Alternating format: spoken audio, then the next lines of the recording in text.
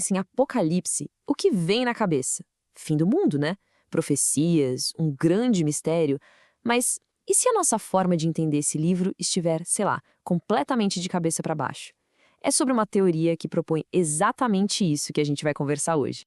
Pois é, imagina só, e se o Apocalipse não for aquele capítulo final super enigmático da Bíblia, mas, na verdade, a base, a pedra fundamental em cima da qual todo o resto do Novo Testamento foi construído?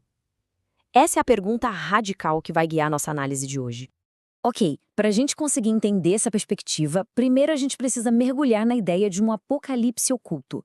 Vamos colocar lado a lado a visão que todo mundo conhece e essa teoria, digamos, revolucionária que a gente está prestes a examinar. A maioria de nós cresceu com essa versão, né?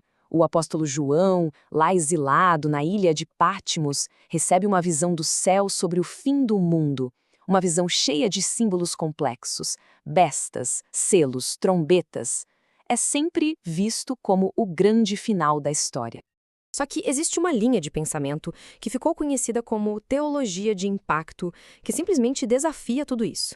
A ideia é que as interpretações de sempre seguiram um modelo meio falho.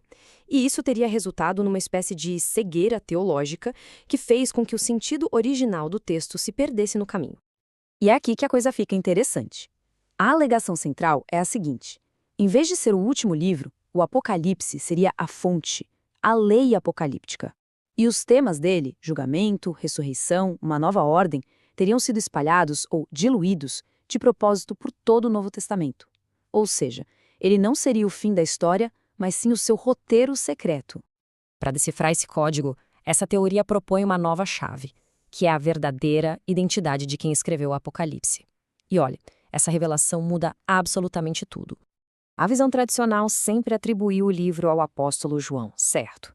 Mas a teologia de impacto vem com uma afirmação radical. A visão original pertence, na verdade, a João Batista. Isso quer dizer que o precursor, e não o discípulo, seria o verdadeiro profeta apocalíptico.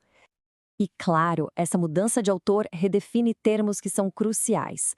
A expressão um semelhante a filho do homem, que quase sempre é lida como sendo Jesus, aqui ganha outra interpretação. Seria uma referência a João Batista. Ele seria um reflexo, uma figura que anuncia Cristo, mas distinto dele. Então, a pergunta é: por que João Batista? Bom, os argumentos são bem diretos. Primeiro, o ministério dele começou no deserto, um cenário apocalíptico clássico. Segundo, a mensagem dele era toda sobre julgamento e uma nova ordem, que é o coração do Apocalipse. E o ponto crucial, quando Jesus fala do livro da vida, ele estaria se referindo diretamente à revelação que João Batista recebeu. Agora, com João Batista como autor, a gente tem em mãos a chave para reinterpretar o Novo Testamento. E com isso, algumas das narrativas mais importantes são transformadas de um jeito chocante. Olha, aqui a gente entra numa das reinterpretações mais drásticas. A história do nascimento de Jesus, segundo essa visão, não envolve só um milagre. Envolve a morte e a ressurreição da própria mãe dele, Maria. Vamos com calma para entender o processo. Segundo essa teoria, acontece em 4 etapas. Primeiro, a sombra do Altíssimo causa a morte biológica de Maria. Segundo, o corpo dela se torna a terra seca da profecia de Isaías, um recipiente puro. Terceiro, é nesse corpo já sem vida que Cristo entra, livre de qualquer corrupção ou pecado. E por fim, a própria presença divina a ressuscita. É um milagre dentro de outro milagre. E essa lógica de recriação vai ainda mais longe, traçando um paralelo direto entre o Gênesis e o Apocalipse. Pensa bem, a criação, a partir da terra, sem forma e vazia, parece espelhar a reorganização do mundo pelos selos e trombetas. A primeira luz, lá do Gênesis, reflete a luz que emana do trono divino no Apocalipse, a separação das águas, as águas do julgamento. É como se fosse um padrão espelhado, sabe? Sugerindo um ciclo de criação e recriação. As implicações teológicas de tudo isso são gigantescas. Se o Apocalipse é a lei fundamental e se Cristo veio para cumpri-la, isso leva a gente a uma pergunta inevitável. O que isso significa para o próprio conceito de pecado? Bem, essa teoria se apoia num conceito de uma lei apocalíptica. E atenção, não é a lei de Moisés. Seria uma lei superior, a palavra de Deus para os tempos finais. e o próprio Cristo estaria sujeito a ela. Era essa lei que ele veio cumprir. E o cumprimento dessa lei levaria a uma conclusão impressionante. Em Cristo, os pecados cessam. A relação que dá origem ao pecado acabou. Em Cristo, a relação é outra. Basicamente, a própria estrutura do pecado teria sido desfeita. Tá, mas se o pecado não existe mais, como é que a gente classifica as ações ruins? Elas são redefinidas. Agora, são erros ou faltas graves. De acordo com essa visão, ninguém mais nasce no estado de pecado. O julgamento passa a ser com base nas ações de cada um e a ressurreição de Cristo, no fim das contas, oferece uma reconciliação universal para todos.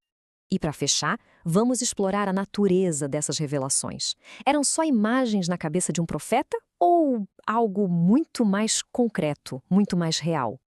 Para entender o Apocalipse, a teologia de impacto faz uma distinção que é fundamental. A diferença é entre visão e vivência. Uma visão é algo interno, simbólico, como um sonho. Já uma vivência, não. É um evento metafísico real, tangível, que acontece no mundo físico e que poderia ser testemunhado por qualquer um que estivesse lá. E sob essa ótica, o Apocalipse é classificado como uma vivência. Isso significa que as criaturas, os anjos, os julgamentos, nada disso seria metáfora na mente de João. Seriam fenômenos físicos, observáveis, acontecendo ali, ao redor dele, em Patmos. E isso nos traz a esta citação poderosa. Em vez da gente descartar as partes mais estranhas, mais fantásticas dos textos sagrados como se fossem mitos, essa perspectiva as enxerga como um sinal de autenticidade.